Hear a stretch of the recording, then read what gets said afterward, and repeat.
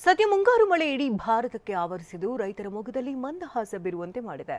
ಆದರೆ ಕೆಲವೆಡೆ ಸುರಿತಾ ಇರುವಂತಹ ಮಳೆ ಜನರಿಗೆ ಸಂಕಷ್ಟವನ್ನ ತಂದಿಟ್ಟಿದ್ದು ಹೈರಾಣಾಗಿ ಹೋಗಿದ್ದಾರೆ. ಈ ಸುದ್ದಿಯನ್ನು ನೋಡೋಣ ವರುಣಾರ್ ಭಟ ನ್ಯೂಸ್ ಟಾಪ್ ನಲ್ಲಿ. ಗುಜರಾತ್ನಲ್ಲೂ ಭೀಕರ ಮಳೆ ಸುರಿತಾ ಇದ್ದು ದೇವಭೂಮಿ, ದ್ವಾರಕಾ, ಜುನಾಗಢ ಜಿಲ್ಲೆಗಳು ತತ್ತರಿಸಿ ಹೋಗಿವೆ. ಈ ಎರಡೂ ಜಿಲ್ಲೆಗಳಲ್ಲಿ ಕಳೆದ 24 ಗಂಟೆಯಲ್ಲಿ 174 ಮಿಲಿಮೀಟರ್ ಮಳೆಯಾಗಿದ್ದು ಜುನಾಗಢದ ಹಲವು ಪ್ರದೇಶಗಳು ಜಲಾವೃತವಾಗಿವೆ. ಸಂಭವನೀಯ ಅನಾಹುತ ಎದುರಿಸುವುದಕ್ಕೆ ಎನ್ಡಿಆರ್ಎಫ್ ಮತ್ತು ಎಸ್ಡಿಆರ್ಎಫ್ ತಂಡಗಳನ್ನು ನಿಯೋಜಿಸಲಾಗಿದ್ದು ಜುನಾಗಢದ ಎಲ್ಲಾ ಪ್ರಾಥಮಿಕ ಮತ್ತು ಪ್ರೌಢಶಾಲೆಗಳಿಗೆ ರಜೆ ನೀಡಲಾಗಿದೆ. ಪಶ್ಚಿಮ ಘಟ್ಟ ಪ್ರದೇಶದಲ್ಲಿ ಮಳೆ ಅಬ್ಬರ ಹೆಚ್ಚಾಗಿರುವ ಕಾರಣ ಕೃಷ್ಣಾ ನದಿಯ ಒಳಹರಿವು ಹೆಚ್ಚಳವಾಗಿದೆ.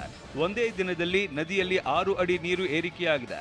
ಹೀಗಾಗಿ ಬೆಳಗಾವಿ ಜಿಲ್ಲೆಯ ಚಿಕ್ಕೋಡಿ ತಾಲೂಕಿನ ಬಾವನಸೌದತ್ತಿ ಗ್ರಾಮದ ಹೊರವಲಯದ ಕೆಳಹಂತದ ಸೇತುವೆ ಮುಳುಗಡೆಯಾಗಿದೆ. ಇದರಿಂದಾಗಿ ಬಾವನಸೌದತ್ತಿ ಮಾಂಜರಿಗೆ ಸಂಪರ್ಕ ಕಡಿತಗೊಂಡಿದೆ.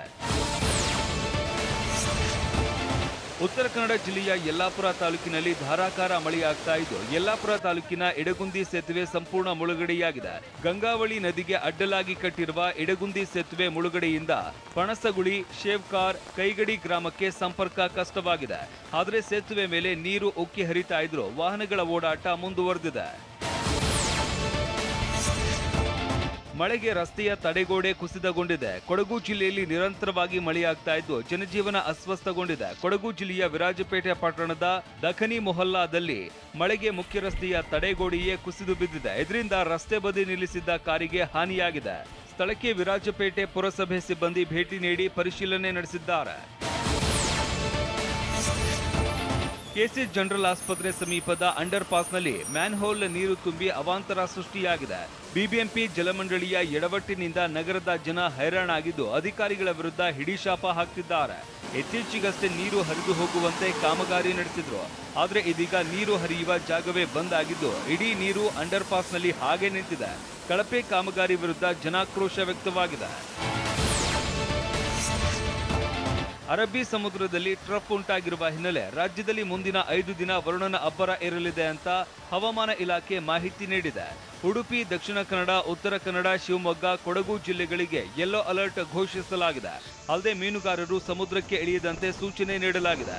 ಇನ್ನು ಬೆಂಗಳೂರು ನಗರ ಮತ್ತು ಸುತ್ತಮುತ್ತ ಸ್ಥಳಗಳಲ್ಲಿ ಮುಂದಿನ 48 ಗಂಟೆಗಳ ಕಾಲ ಸಾಮಾನ್ಯ ಮಳೆಯಾಗುವ ಸಾಧ್ಯತೆ ಇದೆ.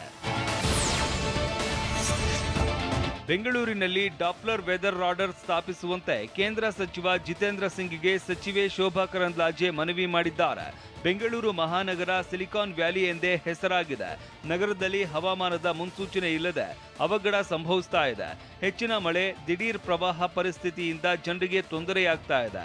ಪ್ರತಿಕೂಲ ತಗ್ಗಿಸೋದಕ್ಕೆ ಸುಧಾರಿತ ಹವಾಮಾನ ಮುನ್ಸೂಚನೆ ವ್ಯವಸ್ಥೆ ಬೇಕಿದೆ.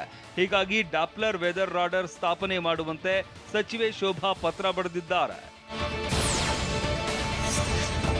ಮಳೆ ನೀರು ನಿರ್ವಹಣೆ ಸರಿಯಾಗಿ ಮಾಡ್ತಾ ಇಲ್ಲ ಅಂತ ಮಂಗಳೂರು ಏರ್ಪೋರ್ಟ್ ಆಡಳಿತದ ವಿರುದ್ಧ ಸ್ಥಳೀಯರು ಪ್ರತಿಭಟನೆ ನಡೆಸಿದ್ದಾರೆ.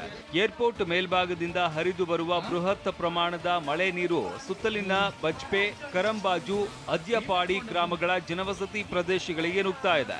ಕಳೆದ 3 ದಿನಗಳ ಹಿಂದೆ ಭಾರೀ ಪ್ರಮಾಣದಲ್ಲಿ ನೆರೆ ನೀರು ಹರಿದು ಬಂದು ಕರಂಬಾರು ಗ್ರಾಮದ ಸುಮಾರು 7 ಮನೆಗಳಿಗೆ ನೀರು ನುಗ್ಗಿದೆ. ಹೀಗಾಗಿ ಆಕ್ರೋಶಗೊಂಡ ಸಂತ್ರಸ್ತರು ನಿನ್ನೆ ಏರ್ಪೋರ್ಟ್ ರಸ್ತೆ ಬಂದ್ ಮಾಡಿ ಪ್ರತಿಭಟಿಸಿದ್ರು.